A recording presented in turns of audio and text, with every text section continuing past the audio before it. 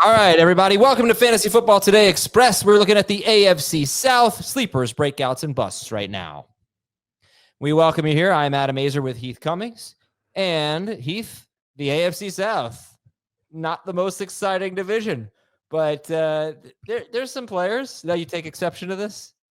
Well, I mean, I don't know exactly what you mean by exciting, but you've got Brian Thomas Jr., who's a top pick in the top 2 rounds. You've got Jonathan Taylor, who's one of the best running backs in football. Nico Collins. Good guys. We got some players. Yeah, it's a great division. Well, you had me until that word. Give me a sleeper in the AFC South. This is the division of sleepers, I would say. You can make the argument for whatever Jacksonville running back that you would like to. I've talked a lot about how I don't totally get the Bashal Tutin stuff. He's currently, I believe, in CBS ADP, the earliest Jags running back being drafted, but all 3 of them are going after pick 100. I love Etienne and Bigsby at cost. A Jacksonville running back, though, is an excellent sleeper choice. Also, they have a tight end. Brenton Strange going to be taking over for Evan Ingram this year and should be the clear number 1 tight end and rarely even getting drafted before round 12 in most of our drafts. I could keep going in this division. Josh Downs, ADP is way too low. A very good sleeper opportunity. Maybe even Tyjae Spears. I also like Christian Kirk. I think people are forgetting about Christian Kirk. He doesn't have to be great to justify his cost. Christian Kirk is not even a top 120 pick. So round 11 or later, you're not a fan? I just think that's probably not a pass-heavy offense. Nico's going to be a dominant wide receiver 1, and they drafted Jaden Higgins and Jalen Noel, who I think are both pretty good. So, maybe Kirk is in a Wan'Dale Robinson kind of way. Yeah, he's been so much better than Wan'Dale Robinson. Last year, his ADOT was way too high. It was ridiculous. Before that, I mean, he was outperforming Calvin Ridley 2 years ago. Higgins and Noel, they don't really bother me. Round 3 wide receivers typically wouldn't affect a solid veteran. I still think he's a solid veteran. And again, you don't even have to take him with one of your first 10 picks, Christian Kirk. Look, Nico was off to a great start last year, and Stephon Diggs was very good in that slot role. I think Christian Kirk will step into that. I don't think he'll be as targeted as Diggs, but he'll be good. All right, whatever. Fine. I don't care. Who's a breakout? That is more difficult to find in this division. I think if we get a breakout, it'll be your favorite kind of breakout, and that is the rookie breakout. What did he break out from? He never played before. Well, you can be a breakout as a rookie, and they have some outstanding options. We just talked about Travis Hunter on the main FFT, and the mystery box potential with him, arguably, and I'm not even sure it was arguable, the best player in college football last year. And then they trade up to take him number 2 overall. Anything is possible. Tyler Warren, many people's favorite tight end 1 in this class. And you listen about OTAs and they are just finding all kinds of ways to get him the ball. He could break out as a rookie tight end. I don't think there's actually a breakout candidate on the Texans, so I will skip over them. But you do have the 101, Cam Ward, certainly a breakout candidate.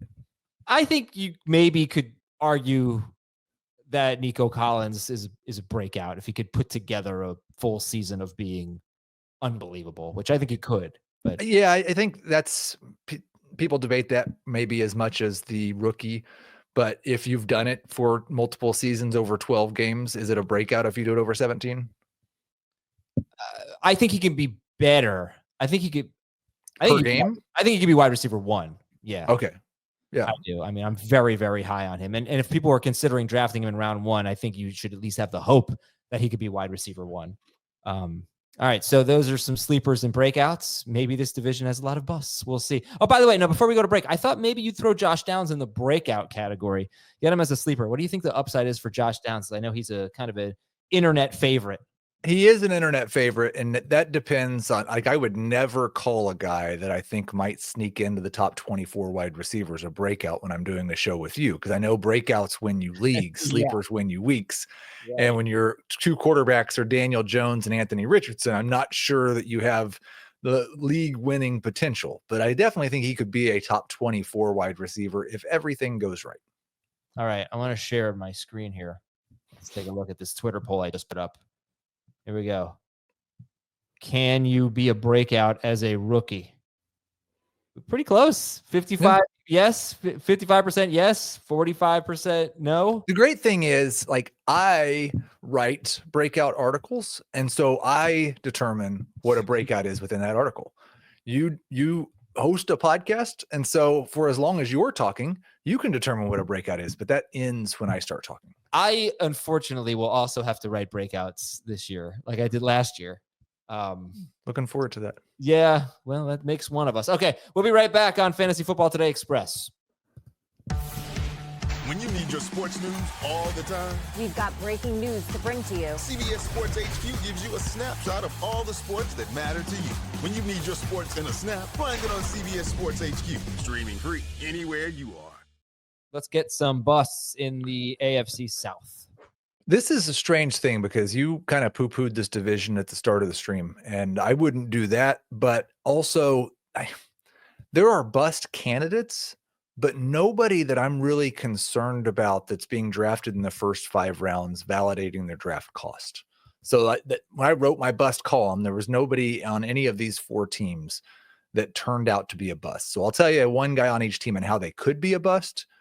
Tony Pollard, if Tyjae Spears stays healthy all year, and the split of carries we saw inside the 5-yard line stays the same, and Tyjae Spears is both handling more of the passing downs work and scoring more touchdowns than Tony Pollard, then Tony Pollard will be a bust. Joe Mixon, I think we've probably factored in his injury risk enough, the fact that he's in a walking boot and his age. But if he's just not healthy, which the last time we saw him he wasn't, then Joe Mixon could be a bust.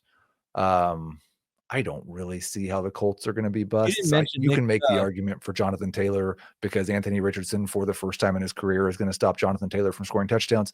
I don't really believe that. I suppose Brian Thomas Jr. could be a bust if Travis Hunter is the best wide receiver on the team. You didn't mention Nick Chubb when talking about Mixon. Not a concern for you? That's another reason that Joe Mixon could be a bust. I have a really hard time fearing a 29-year-old running back who's played 10 games over the last 2 seasons and was one of the worst rushers in terms of efficiency in football last year. Yeah, I was going to go with Tyjae Spears. That was the first name. I'm sorry, with Tony Pollard. That was the only name that really. It seems like Mixon, because there's some risk with Mixon. It seems like with Pollard, that's being mostly factored into his ADP. No, I don't think people are drafting Tony Pollard as a top 24 running back. No, I think just outside of that. And I think Josh Downs does have the chance of being overdrafted in a range where you could get like a Matthew Golden or something like that. Yeah, and CBS ADP is outside of the top 100. Yeah. So I guess in best ball, he might be 80th, but he's probably wide receiver 45 in that format. Are you serious? Because that's exactly what he is. He's 81st and he's wide receiver 45 on Fantasy Pros. That was 100% a guess. Okay, well, very good. Thank you. Yeah. If he's a top 80 pick, that's probably too soon for Josh Downs. But wide receiver 45 wouldn't necessarily be that. Okay, Heath, thank you very much. This is FFT Express. We'll talk to you tomorrow. By the way, on FFT Express, you should know that this feed is getting a new name and a brand new show. This is going to be Fantasy Football Today Beyond the Box Score, hosted by Jacob Gibbs and Dan Schneier.